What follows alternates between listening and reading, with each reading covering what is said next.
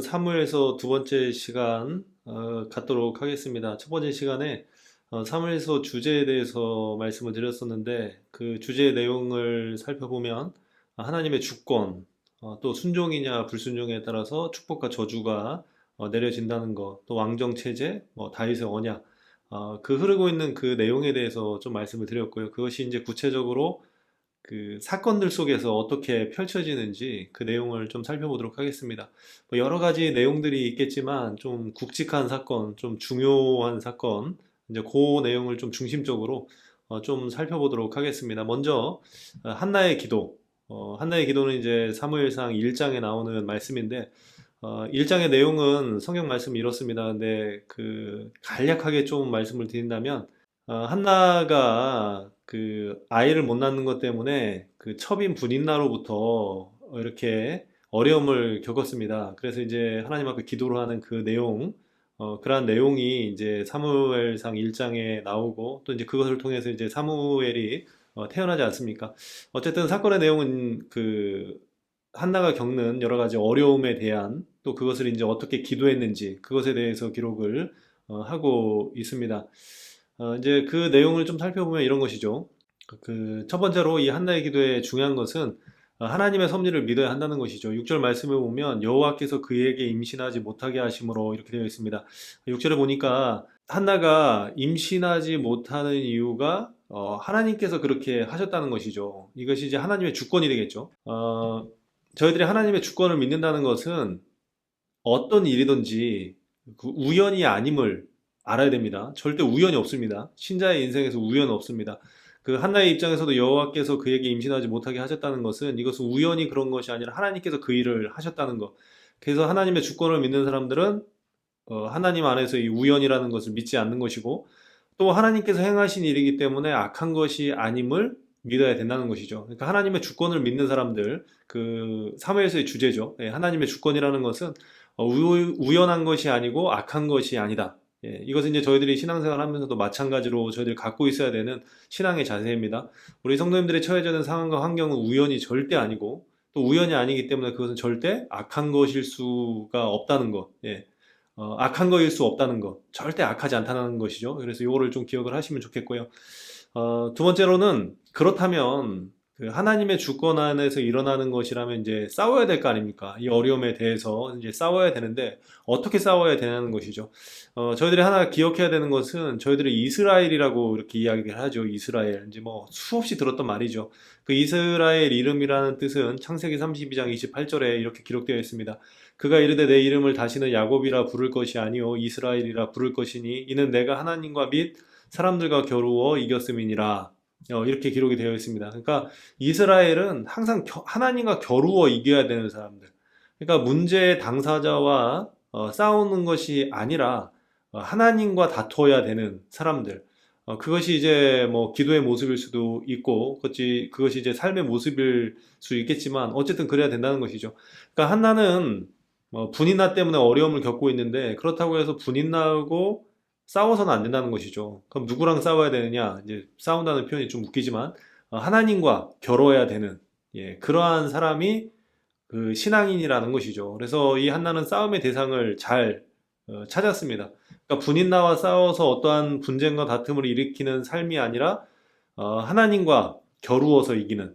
그래서 이제 야곱이 형 에서로부터 이제 죽기 직전의 상황에 약속 관견에서 이제 하나님과 씨름을 하지 않습니까? 그 씨름의 내용 후에 하나님께서 그 야곱을 축복한 내용이 창세기 32장 28절의 말씀인데 제가 이 말씀을 가만히 보니까 이렇게 되어 있습니다. 내가 하나님과 미 사람들과 겨루어 이겼습니다. 하나님을 이기고 사람들과 이겼다. 이렇게 표현이 되어 있습니다. 그러니까 하나님 안에서 씨름에서 얻어낸 그 결과가 사람들로부터 이기는 길이다. 예, 이렇게 해석을 해야 되는 것이죠. 그리고 저희들은 늘 이스라엘이라고 이야기하지 않습니까? 우리는 영적 이스라엘이다, 이스라엘이다. 그러면 정말로 그 삶 속에서 내가 이스라엘로서 그 당사자와 싸우는 것이 아니라 하나님과 겨뤄서 이 일을 할 수 있는 그러한 삶이 되어야 된다는 것이죠.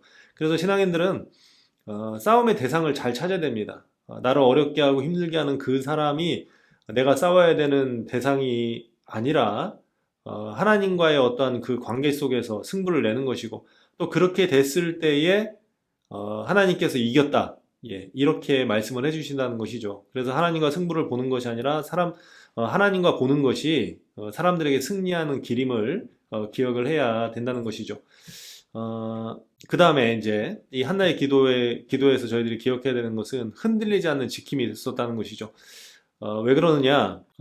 이제 하나님 앞에 그렇게 기도를 하고 나서 엘리 제사장이 그 한나의 모습을 보고 이렇게 이야기를 하죠. 14절의 말씀 보니까 내가 언제까지 취하여 있겠느냐 포도주를 끊으라. 예, 이렇게 이야기를 합니다. 참 억울하죠. 예, 답답해서 하나님 앞에 기도했는데 제사장이라는 사람이 와서 하는 말이 술을 끊으라고 이렇게 이야기를 합니다. 그러면 이제 보통 사람들 같으면 만약에 이제 교회에서 열심히 기도하고 왔는데 목사님이 오셔서 하는 말이 아유 아무개 뭐 권사님 왜 이렇게 술을 드시고 교회 와서 이렇게 기도를 하냐고 하면은 열받으시겠죠. 예, 그래서 한마디 쏘아 붙이지 않겠습니까?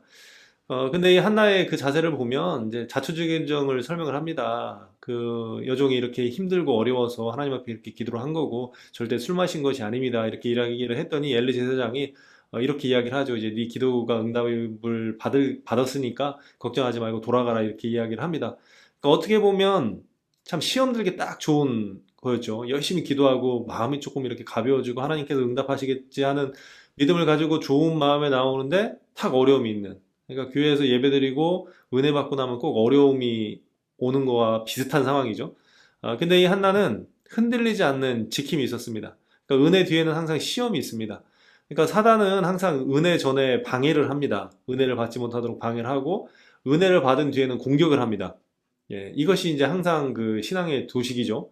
저희들이 신앙생활하면서 항상 기억해야 되는 게 은혜 받은 다음에 꼭 시험이 있습니다. 그러니까 예배 잘 드리고 나면 꼭 시험이 있어요. 예. 그러니까 이거를 잘 기억을 해야 된다는 것이죠. 그런데 이제 잘 지켜냈을 때, 한나는 그럼에도 불구하고 잘 지켜내지 않습니까? 그래서 아름다운 승리, 그러니까 아름다운 결과를 맺게 되는 것이죠. 이스라엘에서 굉장히 대단한 사사이며 선지자인 사무엘을 하나님 앞에 이렇게 드릴 수 있는 그러한 은혜가 있게 되고 또 사무엘을 통하여 하나님께서 이스라엘을 영적으로 각성시키는 그런 놀라운 일을 하지 않습니까? 이렇게 아름다운 결과가 맺어진다는 것이죠. 그래서 저희들이 한나의 기도를 통하여서 이러한 것들을 좀 기억을 하시면 좋겠고요. 그러니까 하나님의 주권, 또 하나님의 말씀의 순종, 또 그렇게 했을 때 주시는 축복, 예, 이렇게 내용이 연결이 된다고 생각을 하시면 될 것 같습니다. 두 번째 사건 한번 보도록 하겠습니다. 두 번째 사건은 미스바성입니다. 사무엘상 7장에 유명한 사건이 나오죠. 예, 미스바에 모여서 그 신앙의 어떠한 그 각성을 일으키는 그러한 일을 사무엘이 이렇게 하지 않습니까? 그 내용은 그 성경 읽으시면서 이렇게 좀 읽으시면 될 것 같고요. 그래서 이 미스바 성회를 통하여서 저희들이 사무엘서 그 주제로 이 내용을 살펴보면 이런 것입니다. 먼저 이 미스바 성회가 일어났던 그때를 보면 그 시대적 상황을 먼저 살펴보면 이렇게 되어 있습니다. 사무엘상 3장 1절의 말씀에 보면 사무엘이 엘리 앞에서 여호와를 섬길 때는 여호와의 말씀이 희귀하여 이상이 흔히 보이지 않더라. 그러니까 그 당시의 시대상이 말씀이 희귀하고 이상이 흔히 보이지 않은, 그러니까 다른 말로 표현을 하면 하나님과의 관계가 깨어진 그러한 상태를 의미를 하는 것이죠. 그러한 시대적 상황이었고 또 2절에 보면 엘리의 눈이 점점 어두워져 가서 잘 보지 못하며 그때 그가 자기 처소에 누웠고 이렇게 되어 있습니다. 그러니까 참 성경이 묘사가 단순히 그냥 눈이 점점 어두워졌다는 것은 나이가 들어서 눈이 잘 안 보인다는 그러한 표현으로 볼 수도 있지만 굳이 성경에서 이것을 디테일하게 썼다는 것은 좀 이유가 있겠죠. 그 이유가 뭐냐면 지도자의 영적인 눈이 어두워졌음을 이야기를 하는 것입니다. 신명기 34장 7절에 보면 모세가 나오는데 모세가 죽을 때 나이가 120세였으나 그의 눈이 흐리지 아니하였고 기력이 쇠하지 아니하였다. 이렇게 기록을 하고 있습니다. 그러니까 다시 말해서 성경에서 이러한 묘사들 어떤 육신의 어떤 연약함, 부족함을 나타내기보다는 영적으로 그러한 모습이었다는 것이죠. 그래서 엘리 제사장은 그 미스바 성회가 있었던 그 당시 시대 상황이 영적 지도자들이 이렇게 눈이 어두워져 있는, 그러니까 영적 지도자가 어두우니까 뭐 일이 되겠습니까? 예. 이제 그러한 때였고 또 이 지도자의 타락, 엘리의 아들인 홈리와 비느하스가 종교적으로 또 성적으로 물질적으로 타락한 그러한 내용이 성경에 기록되어 있지 않습니까? 어쨌든 이제 시대적인 상황이 이렇게 되어 있고 또 이 시대적인 상황에서 봐야 되는 것은 혼합주의, 그 하나님과 이방 종교가 혼합되어진 시대였다는 것이죠. 사사기를 한마디로 요약을 하면 그 사사기 21장 25절 마지막 말씀에 그때 이스라엘 왕이 없으므로 사람이 각기 자기의 소견에 옳은 대로 행하였더라. 그러니까 그 당시의 시대의 상황이 자기 마음대로 행하는 시대.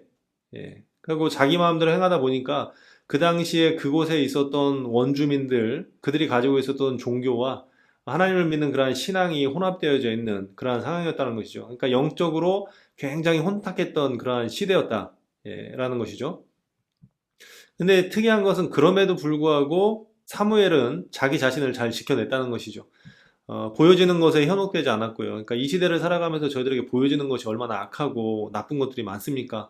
그래서 하나님 앞에 이렇게 핑계댈 수도 있겠죠. 하나님, 보여지는 게 다 그렇고 또 모든 사람들이 다 그렇게 행하는데 저라고 어쩔 수 있겠습니까? 이렇게 핑계댈 수 없다는 것이죠. 사무엘은 시대적인 암흑기였던 그때에, 영적인 암흑기인 그때에 보여지는 것에 현혹되지 않는 그러한 삶의 모습이 있었고요.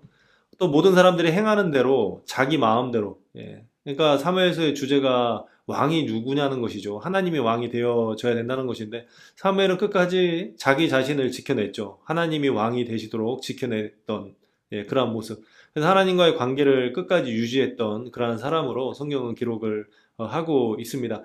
어쨌든 이러한 시대적인 상황 속에서 자기 자신을 지킨 사무엘을 통해서 이제 미스바 성회가 이제 시작이 되는 것이죠.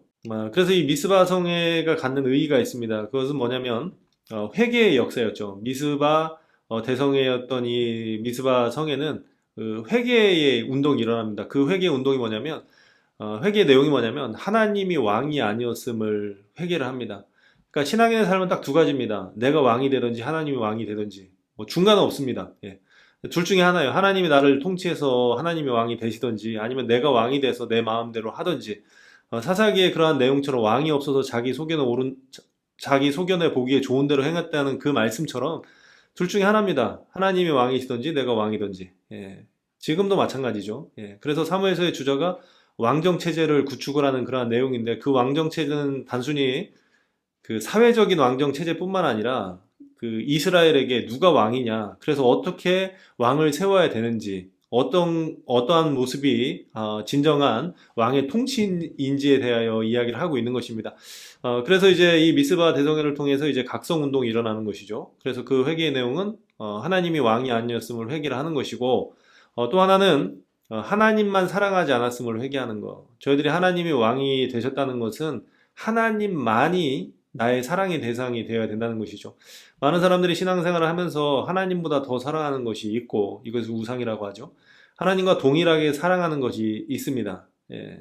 근데 하나님께서는 이런 것을 싫어하시겠죠. 물론 싫어하시죠. 예. 그리고 하나님보다 더 사랑한다는 것은 그것이 내 삶의 왕인 것이고, 하나님과 동일하게 사랑한다는 그것 또한 내 삶의 왕이 되기 때문에 저희들은 철저하게 하나님의 왕이 될 수 있도록 회개를 하는. 그래서 이제 미스바 성의 그 내용이 이제 내가 왕으로 삼았던 나 자신의 그러한 회개, 이스라엘의 민족적인 그러한 회개의 내용이라는 것이죠. 네.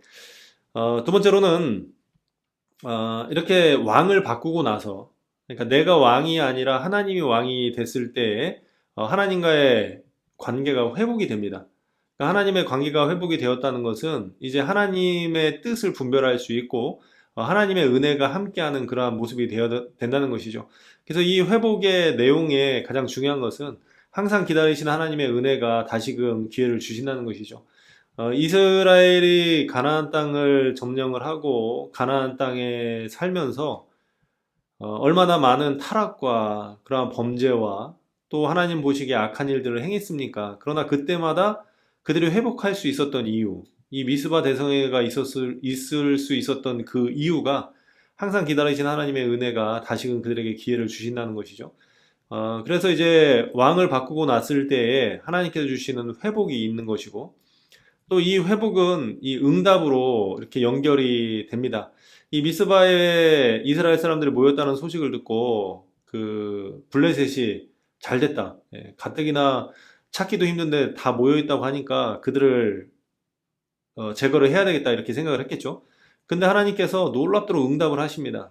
그러니까 하나님을 왕으로 삼고 난 후에 그러니까 왕으로 하나님을 섬기기 위해서 회개를 한 다음에 회복이 있고 그 회복 후에 이 응답이 있습니다. 그래서 이 응답을 통해서 생각하지 못한 승리가 임하게 되죠. 여기 전쟁의 이 싸움의 내용을 보면 도대체 이길 수 없는 그러한 상황이었는데 하나님께서 친히 간섭하셔서 블레셋을 이길 수 있도록 하나님께서 은혜를 베풀어 주셨다는 것이죠. 그래서 놀라운 승리를 겪게 되고 또 중요한 것은 승리했을 뿐만 아니라 계속되는 보호가 있었다는 것이죠. 그래서 성경의 내용을 보면 사무엘이 사는 날 동안에 블레셋 사람을 막으셨다고 이렇게 표현을 하고 있습니다. 그러니까 하나님께서 하나님을 왕으로 삼는 하나님의 백성들을 지키시고 또 보호하시고 함께 하시는 그러한 은혜를 주셨다는 것이죠.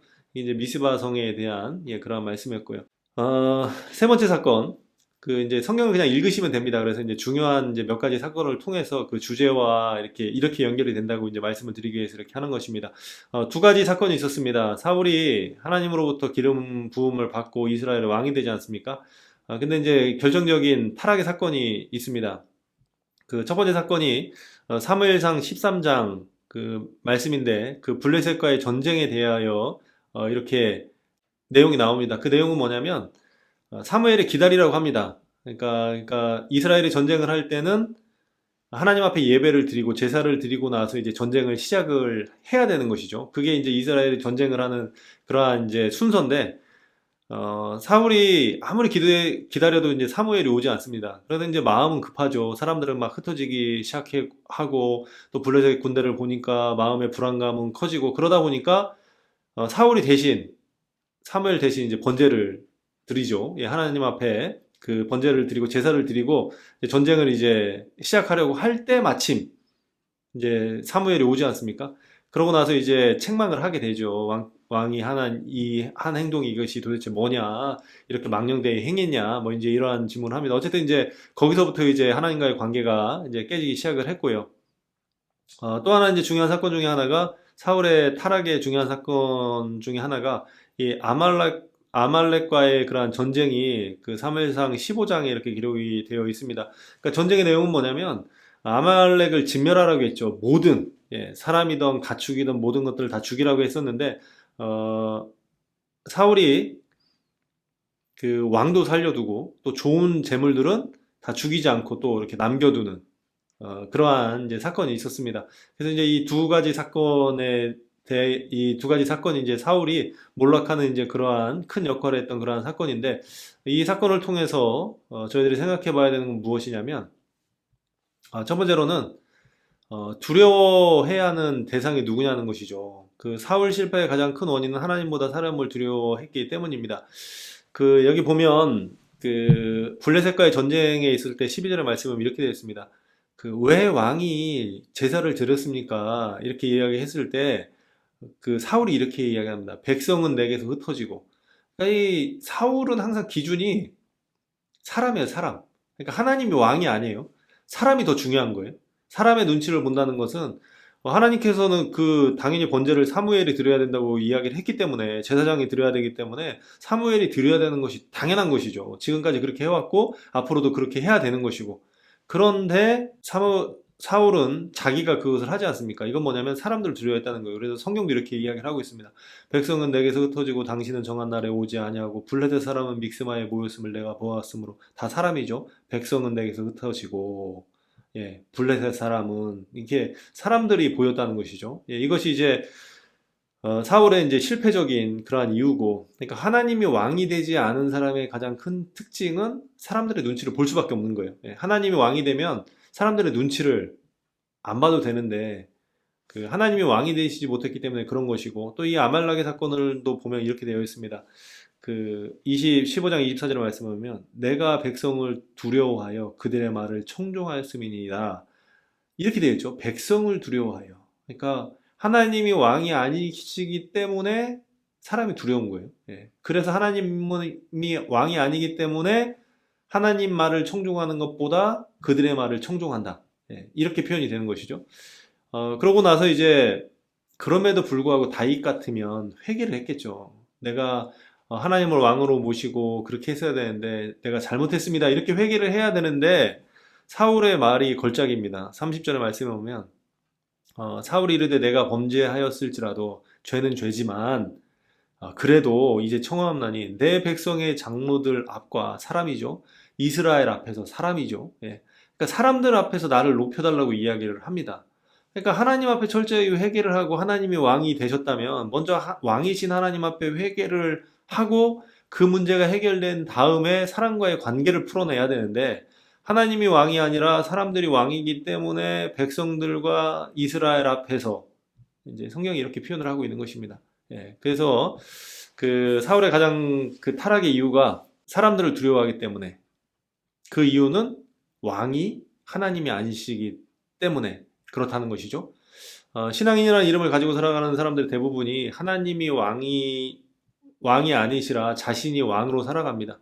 그러니까 하나님이 왕이라면 나는 하나님의 눈치를 봐야 되겠죠. 그러나 내가 왕이기 때문에 내가 보고 싶은 눈치를 보고 살아가는 거예요. 예. 사사기의 표현처럼 왕이 없어서 자기 마음대로 행했던 것처럼 그렇게 살아간다는 것이죠.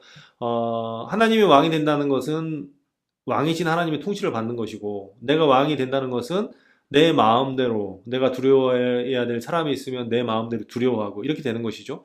그래서, 사울은 자기가 왕이었기 때문에 자기 스스로 판단하고 내가 결정하는, 예, 그것이 이제 타락하게 되는.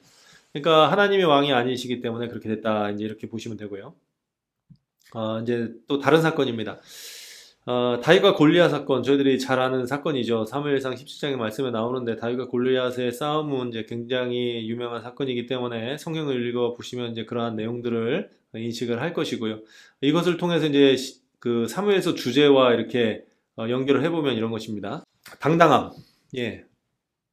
그 신앙인이 어떠한 어려운 환경 속에서 살아갔을 때 작아지지 않는 당당함이 있어야 됩니다. 상황과 환경이 아무리 거대해도 하나님보다 클 수 없음을 기억해야 되는 것이고, 우리가 승리하지 못하는 이유는 상대가 강하기 때문이 아니라 우리의 믿음이 없기 때문입니다. 이 믿음이 없다는 건 뭐냐면 하나님의 주권을 못 믿는 것이죠. 또 하나는 왕이신 하나님을 믿지 못하는 거예요. 예. 그러니까 하나님이 왕이신 사람은 누가 보호를 하느냐? 왕이 보호를 하는 것이죠. 왕의 의무 중에 하나가 뭐냐면 백성을 보호하는 것입니다. 그러니까 하나님의 의무가 무엇이냐면 하나님의 백성들을 보호하는 것이 하나님의 의무인 것이죠. 그러니까 어떤 어려움이 있어도 그 당당하게 나갈 수 있는 이유가 하나님이 왕이기 때문에 그런 것이고, 또 하나님께서 그러한 환경을 주셨다는 것은 하나님의 주권이 개입되어 있는 것이죠. 한나가 애를 못 낳는 것이 우연이 아니라 하나님께서 그렇게 했던 것처럼 이 다윗이 골리앗 앞에 서는 것은 하나님의 주권과 섭리 안에서 이루어진 일이라는 것이죠. 그렇기 때문에 당당함이 있다는 것이죠. 그러니까 하나님의 주권을 믿고 왕이신 하나님을 믿는다면 항상 이 당당함이 있어야 되는 것이죠. 우리 신앙인의 삶도 마찬가지죠. 골리앗 만날 수 있습니다. 골리앗이 어떤 존재입니까? 내 힘으로 어떻게 할 수 없는 존재죠. 예, 그의 어떠한 힘과 또 그가 가지고 있는 어떠한 그 무기와 또 보여지는 어떠한 상황은 절대로 다윗이 이길 수 있는 상황이 아니었다는 것이죠. 그러나 하나님의 주권을 믿고 왕이신 하나님을 믿는 그 다윗에게는 이 당당함이 있었다는 것이죠. 또 이 다윗의 고백을 보면 자신의 힘이 아님을, 그러니까 나의 힘이 무엇인가를 알고 있었습니다. 그게 무슨 말이냐면 그 골리앗을 향해 나가는 다윗은 자신의 힘은 하나님께 있음을 고백을 합니다. 그러니까 내가 사용하는 힘은 내 힘이 아니라 하나님의 힘이다. 이제 그렇게 이야기를 하는 것이죠. 그래서 이제 그 다윗이 골리앗 앞에 나가면서 하는 고백이 무엇입니까? 이렇게 되어 있죠. 그 45절의 말씀을 보면 너는 칼과 창과 단창으로 내게 나아오거니와 나는 만군의 여호와의 이름 곧 내가 모욕하는 이스라엘 군대의 하나님의 이름으로 내게 나아가노라. 이렇게 이야기를 하고 있습니다. 그러니까 다윗은 자신의 힘이 하나님의 힘임을 고백을 합니다. 그러니까 다윗의 힘으로는 골리앗을 이길 수가 없는 것이죠. 그러나 하나님의 힘은 골리앗은 한 트럭으로 와도 안 되죠. 예. 뭐 아무리 거대한 힘이라 할지라도 하나님 앞에 그게 되겠습니까? 예. 그래서 다윗은 이러한 믿음의 고백을 하고 있는 것이고요. 예. 그렇기 때문에 하나님을 왕으로 삼고 그 힘을 의지하는 사람들에게는 하나님의 능력이 임하게 됩니다. 그러니까 다윗이 골리앗을 죽일 수 있었던 그 이유는 다윗이 힘이 아니죠. 하나님의 능력이 임했기 때문에 이것이 가능한 것이라는 것이죠. 예. 그러고 나서 이제 승리를 하게 됩니다. 그 승리는 뭐냐면, 승리는 내가 하는 것이 아니라 하나님께서 주시는 것이라는 거. 예. 왕이신 하나님은 저희들에게 늘 좋은 걸 주십니다. 그 선한 걸 주시죠. 예.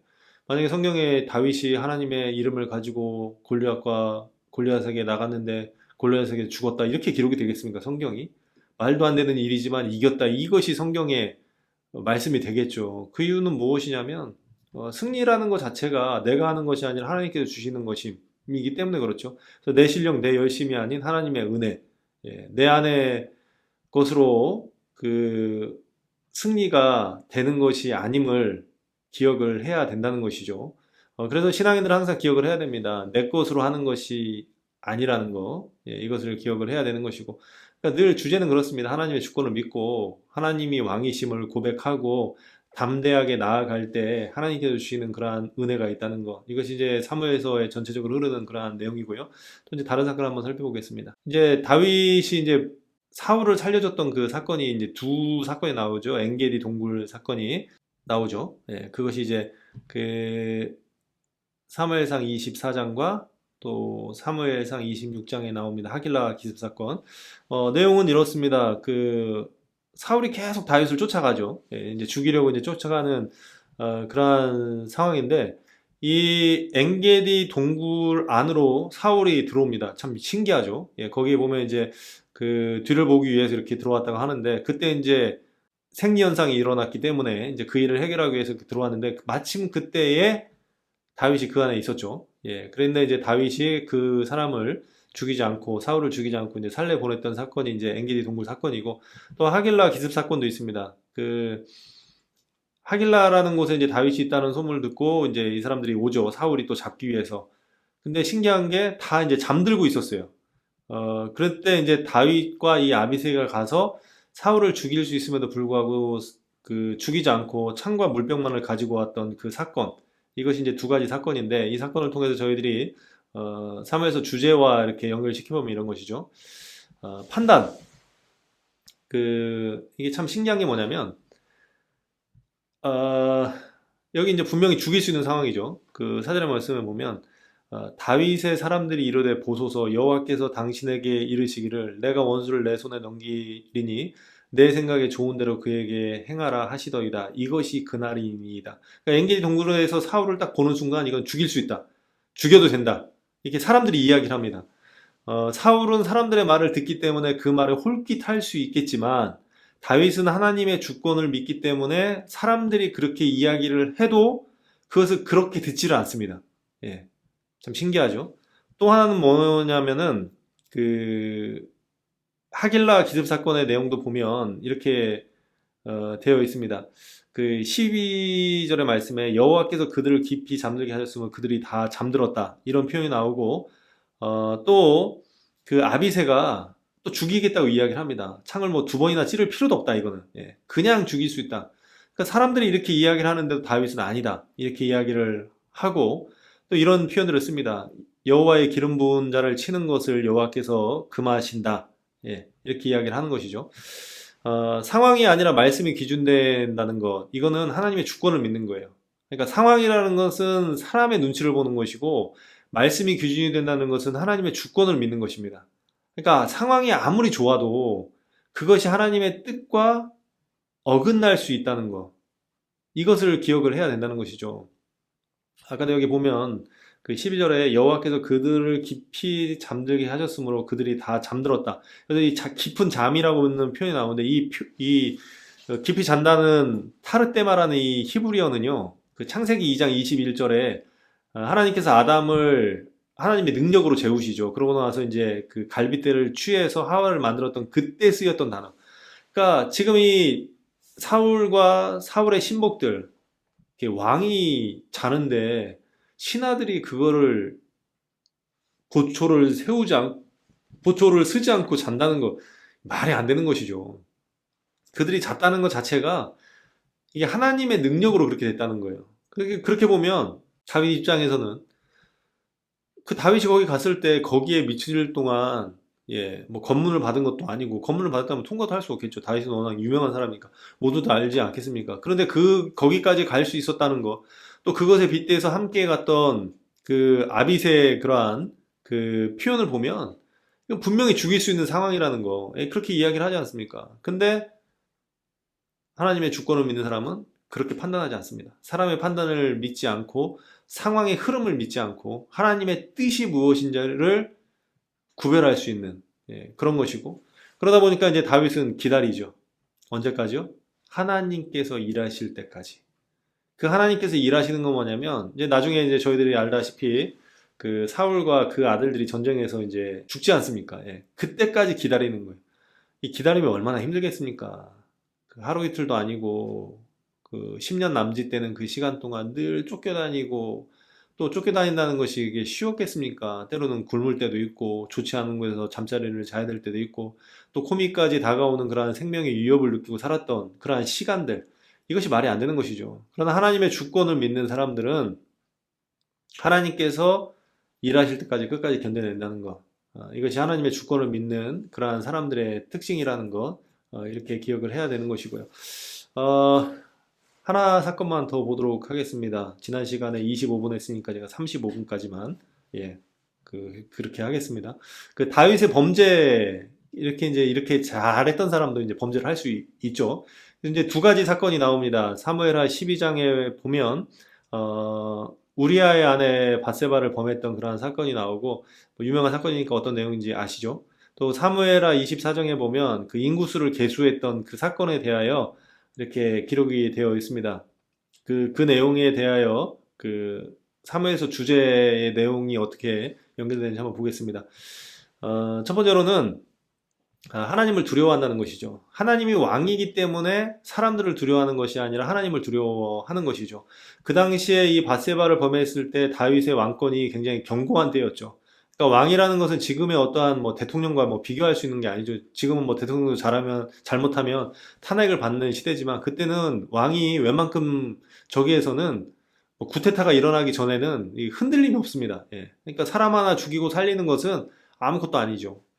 그런데 나단 선지자가 와서 그 죄에 대해서 지적했을 때 하나님을 두려워하기 때문에 그때 이제 회개를 하죠. 그러니까 하나님이 왕인 사람은 잘못할 수 있죠. 하나님이 왕이라고 해도 분명히 잘못할 수 있습니다만은, 하나님이 왕이기 때문에 언제든지 돌이킬 수 있는 은혜가 그 사람에게 있다는 것이죠. 이게 하나님이 왕이냐, 하나님이 왕이지 않느냐, 그 사람에서 나타나는 가장 큰 특징이 그런 것이죠. 잘못은 할 수 있습니다. 죄의 본성을 가지고 살아가고 있기 때문에 뭐 잘못하지 않고 살아갈 수 있는 인생은 하나도 없습니다. 그러나 중요한 것은 하나님이 왕인 사람들은 잘못을 했을 때 분명히 회개할 수 있는 그러한 은혜가 있게 된다는 것이죠. 이제 그런 내용이고, 또 하나는 하나님의 주권을 믿었다는 것이죠. 여기 사건을 보면 두 번째 그 인구조사를 하고 그 갓선지자가 이제 여러 가지 재앙에 대해서 세 가지를 이제 예시를 그 보여줍니다. 뭐 어떤 걸 선택할 것이냐 했는데, 그 선택의 내용이 뭐냐면 다윗이 이렇게 이야기를 합니다. 여호와의 손에 빠지고 내가 사람의 손에 빠지지 아니하기를 원하노라. 그러니까 다윗은 이 하나님의 주권을 믿는 거예요. 죽어도 내가 하나님 안에서 죽는 것이고, 내가 하나님의 뜻에 맡겨지기를 바라는, 참 그 하나님께서 이 다윗을 사랑했던 이유가 이런 것 아닌가 싶습니다. 하나님께서 그 중심을 기뻐하셨다고 이제 성경은 그 표현을 하고 있는데, 그 중심이라는 게 뭐냐면 하나님의 주권을 믿는 거예요. 그래서 항상 내가 매를 맞아도 하나님 앞에 맞는 것이고, 내가 잘못돼도 하나님 안에서 잘못되기를 바라는, 그래서 그 사람의 손에 빠지는 것이 아니라 하나님의 손에 빠지기를 원한다는, 그러한 고백을 하는 것이죠. 이것이 이제 하나님의 주권을 믿는 것. 그러니까 하나님의 왕이기 때문에 하나님을 두려워서 죄를 자복하는 것이고, 또 그 심판을 받을 때 그 심판조차도 하나님의 주권 아래에 자신이 놓여지기를 바라는, 그러한 내용으로 나아가는 것이고, 또 더 나아가서 그 저희들이 하나님을 두려워하고 또 하나님 앞에 회개하고 죄를 자복해야 되지만, 그런 가운데에서도 저희들에게 꼭 필요한 게 뭐냐면 하나님의 은혜를 구할 수 있어야 된다는 것이죠. 그 다시 이제 본문으로 돌아가면 이런 내용이 있습니다. 그 이제 바세바 사이에서 나왔던 이제 아들이 있죠. 그러니까 솔로몬 전에 이제 그 임신해서 자녀를 낳는데 그 자녀가 죽게 되지 않습니까?